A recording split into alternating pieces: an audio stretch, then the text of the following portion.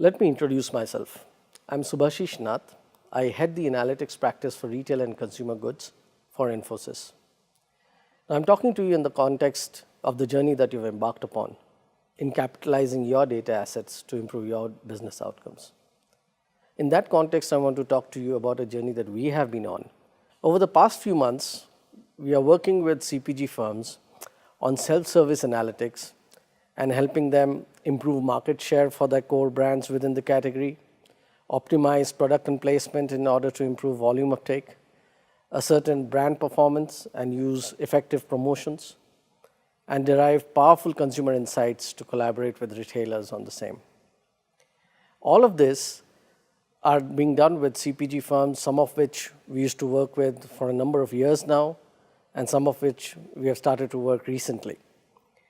But all this work is happening through monetizing data over scale and complexity.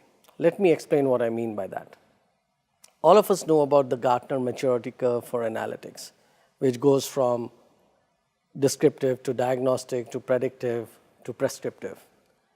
But starting a year back, we have been receiving requests from many of our customers, which is showing us the other important maturity curve.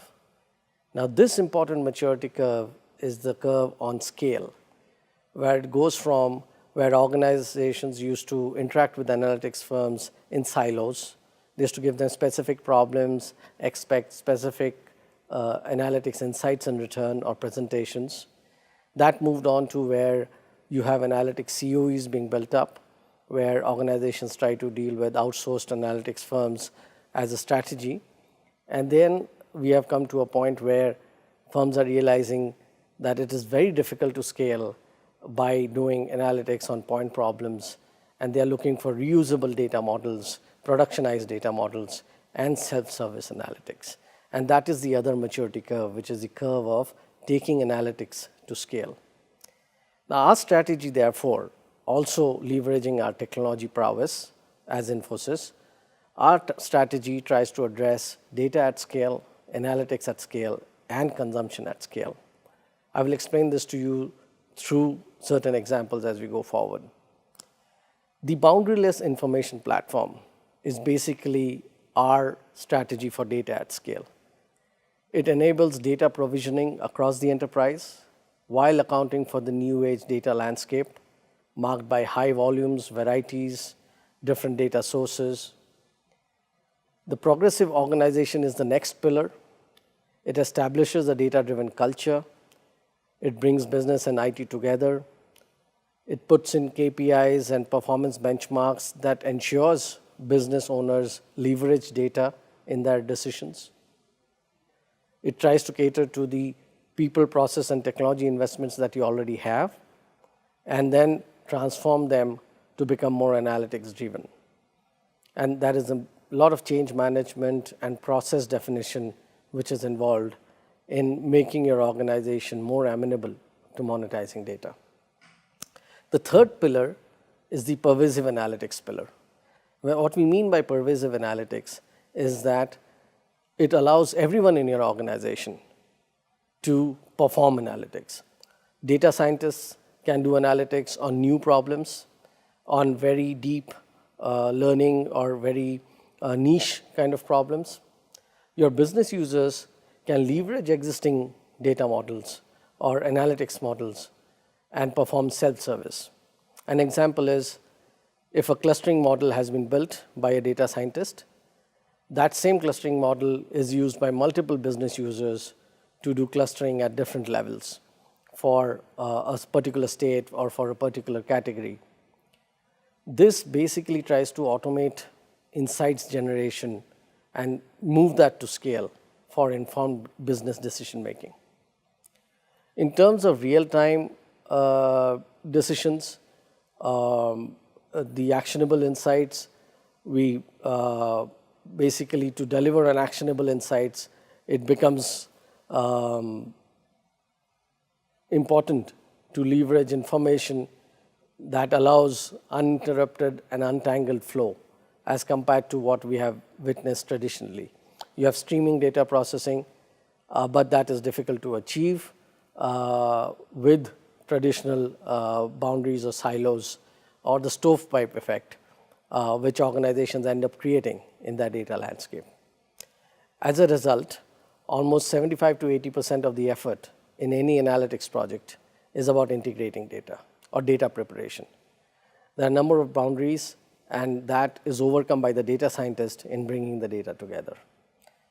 How we can get away from that is also a part of our solution. In terms of infrastructure and deployment, every enterprise deploys its solutions to various data centers, clouds, etc. These are natural physical boundaries where data accumulates. How then should all of this be brought to the data scientist to leverage effectively? The applications and processes. Most organizations are designed today around a process-oriented paradigm. These processes are encapsulated by system applications as well, where the processes have been automated. But they are executed using data, and they often create boundaries in the way their own generated data is stored. If not designed correctly, the enterprise information architecture can lead to stovepipes of data. Then there is the machine-generated data, of course, where the big data part really comes in the generation of IoT, Internet of Things. You have data generated through processing large volumes and velocity of data. Clickstream data, log data, sensor data, all of that fall into this category.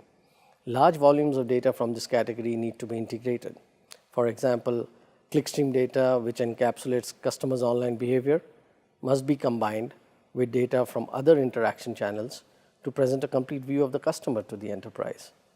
All of this requires a data platform to bring all of this together. Departments and portfolios are what have been created for efficiency within the organization, but they today resemble separately governed states. They have their own language, they have their own data collection systems. Very often they don't want to talk to each other. But for the enterprise to have strategic analytics, you need to be able to exchange data from other portfolios. It is at these boundaries that you see operational data stores and data warehousing that continue to be used and will continue to be used, but we need to standardize the semantics between these units. At an enterprise level, data must be structured to facilitate agility, easy access, easy indicators for change. You need a digital boardroom where CXOs should be able to see all the data in the enterprise collated to their level and drill down if required. The challenge, however, is that this data has to be examined through different perspectives, and therefore the analytics solution has to allow for that. At the industry level, of course, when sharing data with your vendors or with your customers to collaborate on certain initiatives, that often happens through marketplaces. That enables transactions like SWIFT or consortiums of small private marketplaces through a select set of partners, create information exchanges, and so on.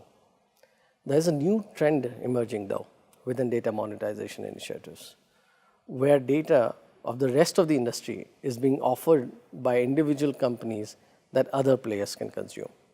This is, again, a form of data monetization. In terms of data democratization, it is the direction that enables every employee in the enterprise to make data-driven decisions. Evolving security solutions will make it possible to share data in a seamless manner. Visualization will take center stage and be the language of communicating insights. This already is, of course, a state of the art currently. Visualization is the language of communicating insights already, but more and more this is becoming the truth. Even in self-service analytics that we are implementing, the results of a model are not just in tables and data. The results of a model are in different flavors of visualization that the business user can use.